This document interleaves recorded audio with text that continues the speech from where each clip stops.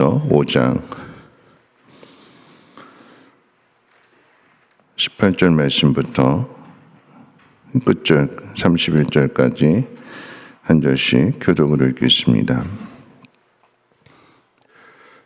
다니엘서 5장 18절로 31절까지입니다. 왕이여 지극히 높으신 하나님이 왕에 붙인 느부갓네살에게 나라와 큰 권세와 영광과 위엄을 주었고 그에게 큰 권세를 주셨으므로 백성들과 나라들과 언어가 다른 모든 사람들이 그의 앞에서 떨며 두려워하였으며 그는 임의로 죽이며 임의로 살리며 임의로 높이며 임의로 낮추었더니 그가 마음이 높아지며 뜻이 완악하여 교만을 행함으로 그의 왕위가 패한 바 되며 그의 영광을 빼앗기고 사람 중에서 쫓겨나서 그의 마음이 들짐승의 마음과 같았고 또 들나귀와 함께 살며 또 소처럼 풀을 먹으며 그의 몸이 하늘 이슬에 젖었으며 지극히 높으신 하나님이 사람 나라를 다스리시며 자기의 뜻대로 누구든지 그 자리에 세우시는 줄을 알기에 이르렀나이다.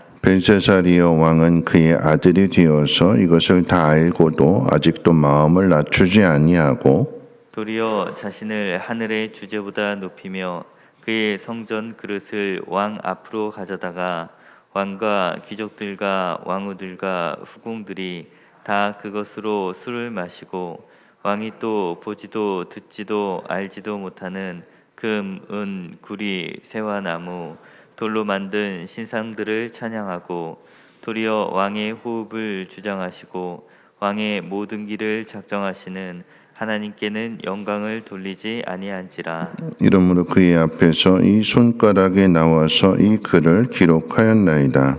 기록된 글자는 이것이니 곧 메네 데겔 우바르신이라. 그 글을 해석하건대 메네는 하나님이 이미 왕의 나라의 시대를 세워서 그것을 끝나게 하셨다 하며 데겔은 왕을 저울에 달아보니 부족함이 보였다 하미요. 베레스는 왕의 나라가 나뉘어서 메대와 바사 사람에게 준바되었다 함이니이다 하니 이에 벨사살이 명하여 그들이 다니엘에게 자주색 옷을 입히게 하며 금사슬을 그의 목에 걸어주고 그를 위하여 조서를 내려 나라의 셋째 통치자로 삼으니라. 그날 밤에 갈대 왕 벨사살이 죽임을 당하였고 메대 사람 다리오가 나라를 얻었는데 그때 다리오는 62세였더라. 아멘. 어떤 분이 술을 마시기를 참 좋아하는데 술을 마시는 이유에 대해서 이렇게 이야기합니다. 월요일에는 원래 술을 마시는 날이고 화요일은 화가 나서 마시고 수요일은 술술 넘어가서 마시고 목요일은 목이 타서 마시고 이런 식으로 매일 술을 마신다. 이런 매일 술을 마시게 되면 어떻게 될까요? 탈이 나겠지요. 그 탈이 난다라고 하는 것을 술을 밤늦게까지 마셨을 때 그 다음날 이렇게 경고를 해주잖아요. 뭐 속이 쓰리거나 그러면 막 꿀물을 타달라고 하든지 뭔가 속이 타니까 뭐 해장국을 먹는다든지. 그런데 그렇게 해서 해장국으로 속을 달래놓고 하루를 살아갈 때 이제 속이 좀 괜찮으니까 저녁에 또 술 마시게 되고 이것이 계속해서 반복이 되는 거예요. 그럼 그렇게 되면 어떻게 될까요? 제가 30년 전에 사역하게 될 때 고아원에서 사역을 했는데 거기 부원장님이 계셨어요. 부원장님이 점심시간만 되면 이제 점심 식사하시고 나서 그리고는 이제 밑에 이제 구멍가게가 있는데 거기 가셔가지고는 꼭 소주 한 병을 꼭 드세요. 낮에. 그리고는 올라오셔서 또 이제 업무하시고 퇴근이 이제 5시였는데 5시에 퇴근하면 꼭 저를 데리고 가세요. 전도사인데. 그리고는 꼭 또 술을 또 이렇게 드시고 저는 그 옆에서 이제 안주 먹고 이제 모셔다 드리고 이제 그러기를 반복을 했는데 그러고 이제 저는 이제 2년 동안의 사역을 마치고 헤어졌는데 그러면서 하시는 말씀이 K를 먹으면 괜찮다고. 본인의 간이 깨끗한데 검사를 해보는데 깨끗한데 그 이유가 K에 있다고. 그래서 꼭 점심 먹을 때 뒤에 이제 텃밭에다가 케일을 심어 놓고는 점심 때마다 케일을 이제 쌈으로 드셨어요. 끄떡없다고. 저랑 헤어지고 나서 5년 후에 돌아가셨대요. 5년. 간암으로. 괜찮은 게 아니죠. 근데 우리는 스스로 괜찮다고 생각을 합니다. 지금 아무 일도 안 일어나니까 내일도 아무 일이 일어나지 않을 거라고 분명 몸에서 속이 쓰르는 그런 신호들을 보내는데 그런데 케일 먹으면 괜찮다고 영양제 먹으면 괜찮다고 스스로 안위를 하면서 계속해서 그 길을 걸어갑니다. 경고를 하는데도 무시한 채 그 길을 갑니다. 여러분 빨간불에 가는 사람 없잖아요. 그런데 빨간불이 들어오면 멈추라고 하는 신호인데 빨간불이 들어왔음에도 빨간불은 빨리 가라고 하는 뜻이라고 생각해서 자기는 운전 잘한다고 빨간불에 달려가는 사람이 있다고 하면 어떻게 될까요? 한 번은 유행일 수 있지요. 그런데 계속해서 그와 같은 일을 하게 된다면 큰 사고가 나게 되는 것이고 그 사고를 통해서 빨간불에도 달려가게 되니까 얼마나 큰 사고가 나겠어요. 근데 사람들의 모습이 그와 같다라고 하는 것입니다. 커브를 돌면 낭떠러지가 있는데 그런데 속도를 줄이지 않고 자기 운전 실력을 과신해서 브레이크를 밟지 않고 계속해서 가속 페달을 밟는다라고 하면 결국은 그 일로 인한 낭패를 당하게 될 것입니다. 오늘 벨사살에 대한 이야기인데 오늘 벨사살에 대한 마지막 이야기입니다. 1000명과 함께 잔치를 벌이는 중에 예루살렘 성전에서 빼앗아 온 금잔으로 술을 따라 마셨어요. 그때 갑자기 손가락이 나타나서 메네메네 데겔 우바르신이라고 하는 글씨를 썼습니다. 손가락만 나타나서 그 글씨를 써 얼마나 놀랐을까요?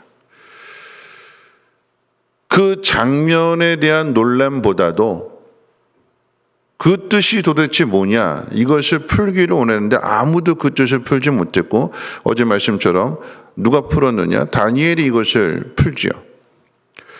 옷과 금과 나라의 세 번째 통치자의 자리를 주겠다라고 하는 조건을 걸었을 때에 다니엘이 그 조건이 아니어도 이건 왕이 분명하게 알아야 될 것이기 때문에 그 뜻을 해석해 주는데 메네메네 데겔 우바르신이라고 하는 뜻은 계수하고 그래서 재어봤더니 부족해서 나눈다라고 하는 뜻입니다.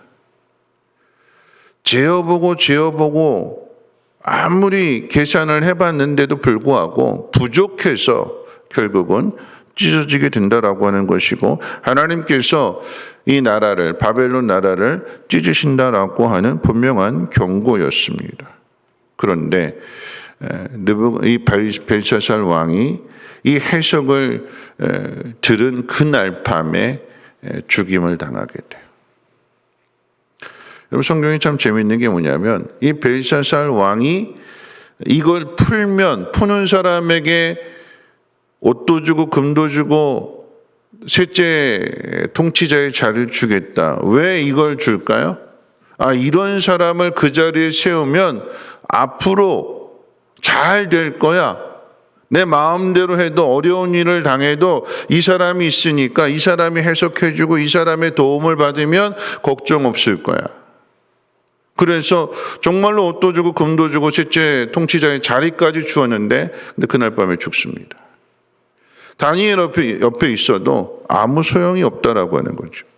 벨사살이 하나님의 심판을 받는 이유에 대해서 오늘 성경은 두 가지를 우리에게 가르쳐 줍니다. 첫 번째가 무엇이냐? 교만입니다. 교만.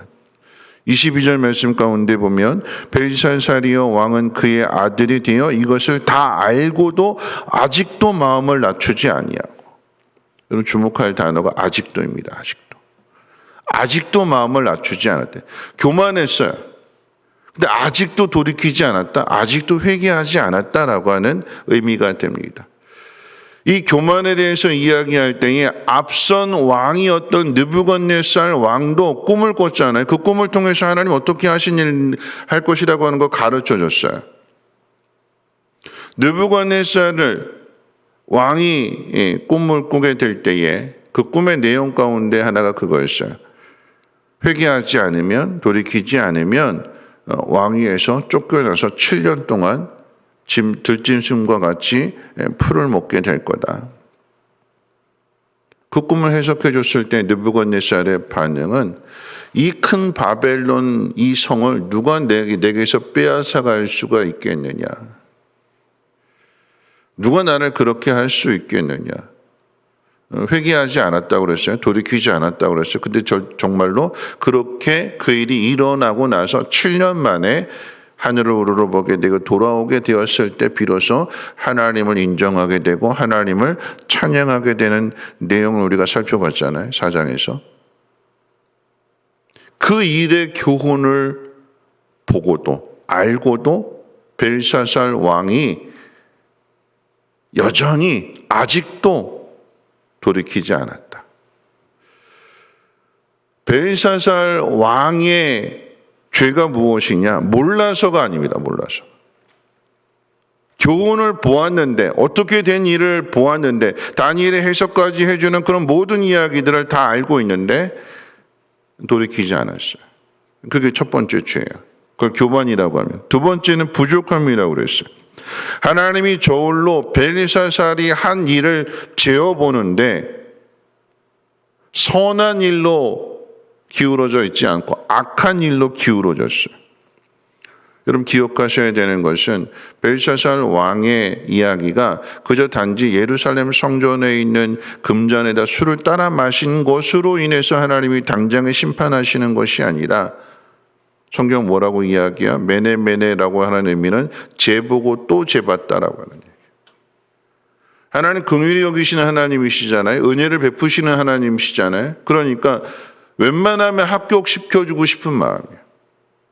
반올림해서라도 어떻게든지 올려주고 싶고 은혜를 베풀어주고 싶은데 워낙 기준치에 도달하지 못할 정도로의 부족하기 때문에 그래서 심판을 당하게 되는 거예요. 재어보고 또 재어봐도 안 되니까 그래서 심판을 당하게 되는 거죠. 여러분 부족해서 한다라고 했을 때 심판을 당한다라고 했을 때 그 부족함의 의미가 뭘까요? 이게 앞에 있는 교만과 연결되어져요. 결국은 죄가 하나가 되는 거예요. 심판을 받는 이유는 자신이 부족한데도 하나님이 저울을 재보시는데 부족한데 자신은 충분하다. 난 이만하면 됐다. 난 아무런 문제 없다. 여러분 그게 교만이에요.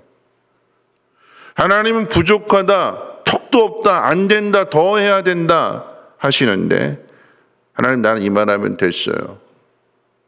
그만할래요. 여러분이 자꾸 그러잖아요. 그만할래요. 이만하면 됐어요. 안 할래요. 다른 사람에게 시키세요. 충분해요. 하나님 보시기에 부족해서 우리에게 직분을 주시는데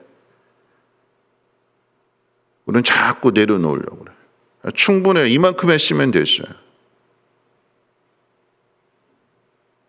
여러분 그게 심판이래. 그게 교만이래.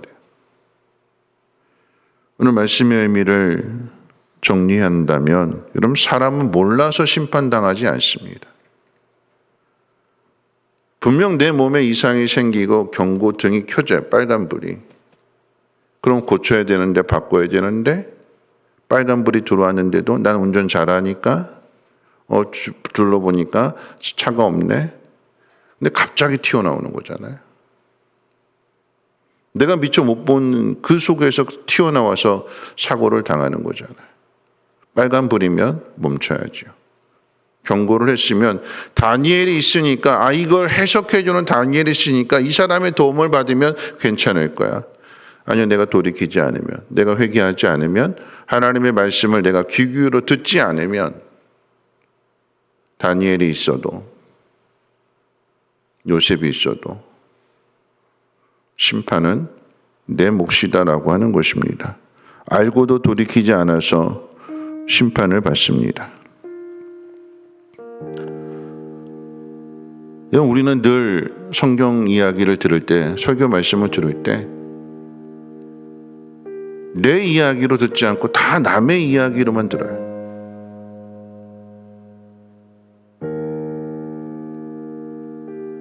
벨사살 왕의 심판을 당하는 이유가 뭘까요? 느부갓네살 이야기를 내 이야기로 받아들이지 않고 느부갓네살 이야기로 들어요. 그랬으니까 그런 일을 당하는 거예요. 오늘 하나님은 벨사살 왕에게 다니엘을 통해서 가르쳐 주시는 것이 무엇이냐? 느부갓네살 이야기를 듣고도 그걸 보고도 너는 바꾸지 않았다. 여러분, 깨닫는다라고 하는 게 뭘까요? 여러분, 알아서 깨닫는 것이 아니라 돌이켜야 그게 깨닫는 거예요. 근데 우리는 아는 것으로 깨닫는 것으로 생각합니다. 알고 돌이킬 때에 그게 진짜 깨달음이 되는 것이고 그 깨달음이 나에게 유익이 되는 것입니다. 말씀 마칠게요. 메네메네 대개를 우바르신, 왜 메네메네가 반복이 될까요? 지어보고 지어보고. 우리 모두가 다 하나님의 심판대 앞에서 누구도 예외 없이, 예수 믿는 사람이나 믿지 않는 사람이나, 예수 믿지 않는 사람들은 재볼 곳도 없어요. 악을 행한 것입니다. 근데 나는 하나님 앞에 설 때에, 여러분, 우리는 늘 계산해 보자. 마이너스냐 플러스냐, 내 통장이 마이너스냐 플러스냐. 마이너스면 참 공고한 삶이고 플러스면 여유가 있잖아요. 하나님 나를 재보실 때 내 인생은 마이너스일까 플러스일까? 난 잘했다고 생각한 것이 정말 하나님이 잘했다고 인정해 주시는 것일까? 아니면 내 스스로 잘했다라고 생각하는 걸까? 나는 겸손할까? 나는 교만할까? 남의 이야기가 아닌 오늘 나에게 주시는 말씀으로 듣고, 빨간불이 들어오면 멈춰야 되고 파란불로 바뀔 때까지 기다려야 되고, 파란불이 되어서 그때 비로소 가게 되는, 법을 준수하고 하나님의 뜻을 따라갈 수 있는 그런 삶이 되시기를 주님의 이름으로 부탁을 드립니다. 찬송 523장 찬송 들으신 후에 함께 기도합니다.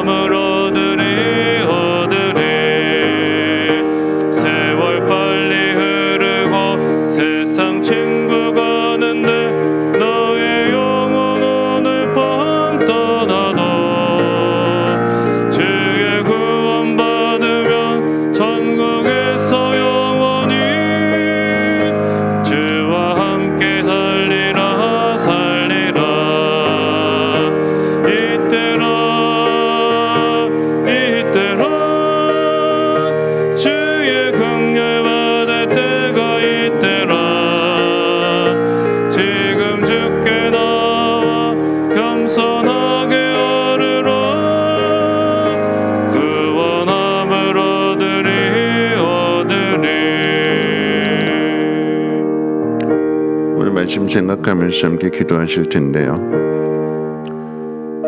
꿈을 잘 해석해주고 뜻을 잘 풀어주는 다니엘이 옆에 있다고 안전한 것이 아니라 오늘 내가 하나님 말씀을 듣고 내가 그 뜻대로 행하지 않는다면 글씨의 뜻을 아는 게 중요한 것이 아니라 그 뜻대로 행하는 것, 하나님 인정하고 하나님의 뜻대로 행하는 것이 중요하지요. 하나님이 재어보신다고 그랬어요. 재고 또 재었는데 부족하니까. 공평하신 하나님, 공의로우신 하나님이 어쩔 수 없어서 심판하시는 거 아니겠습니까? 기회를 주시는데 오늘 나에게 주신 기회를 통해서 돌이키고 하나님 인정하고 하나님의 뜻대로 행해야 될 것이며 하나님이 원하시는 그런 일들이 나를 통해서 온전하게 이루어질 수 있도록 나 이만하면 됐습니다. 내가 정하는 것이 아니라 하나님이 정하시는 대로 순종하며 나갈 수 있는 믿음의 사람 되게 해달라고 함께 통성으로 하나님 앞에 기도합니다. 좋으신 하나님 감사합니다. 하나님 때가 이때인 것을 하나님 깨달아 알게 하시고 남의 이야기가 아닌 하나님 내 이야기로 듣기를 원합니다. 나에게 주시는 말씀으로 들려지게 될 때에 나 자신을 돌아보게 하여 주시고 내 옆에 누가 있어서 안전한 것이 아니라 걱정 없는 것이 아니라 좋은 의사가 있으니까 내가 아무렇게나 살아도 괜찮은 것이 아니라 내가 조심해야 되고 빨간불이 들어오면 멈춰야 되고 하나님 말씀하시면 그 말씀을 듣고 순종해야 될 것입니다. 하나님 뜻이 무엇인지 아는 것으로 끝나지 말고 그 뜻을 행할 수 있는 믿음의 사람이 되게 도와주시옵소서. 재어보신다고 하셨습니다. 하나님이 재어보시고 또 재어보신다고 하셨습니다. 하나님 우리가 하나님의 심판되어 섰을 때에 하나님 나는 이만하면 충분하다고 생각했는데 부족하지는 않았는지 늘 스스로를 돌아보게 하시고 하나님의 뜻대로 하나님 말씀대로 행할 수 있는 복 있는 사람들 되어지게 도와주시옵소서. 하나님 코로나 때에 하나님 코로나이기 때문에 우리가 감당치 못했던 모습들을 돌아보게 하여 주셔서 코로나니까 괜찮은 것이 아니라 코로나 때 오히려 더 하나님의 영광을 나타내는 삶을 살아야 되는데 그러하지 못한 것들을 돌아보게 하시고 내 삶은 마이너스인지 플러스인지를 하나님 계산하여서 하나님 기뻐하시는 일들을 더 많은 열매들을 남길 수 있는 충성된 일꾼들 되게 도와주시옵소서. 5달란트 맡은 자는 5달란트를 남겼고 2달란트 맡은 자는 2달란트를 남겼습니다. 하나님 내 인생은 하나님 기뻐하시는 귀한 열매들을 맺어나갈 수 있는 복 있는 인생 되어지게 도와주시고 마지막 때까지 하나님 방심하지 않게 하시고 끝까지 겸손함으로 그 길을 달려갈 수 있는 믿음의 사람 되게 도와주시옵소서.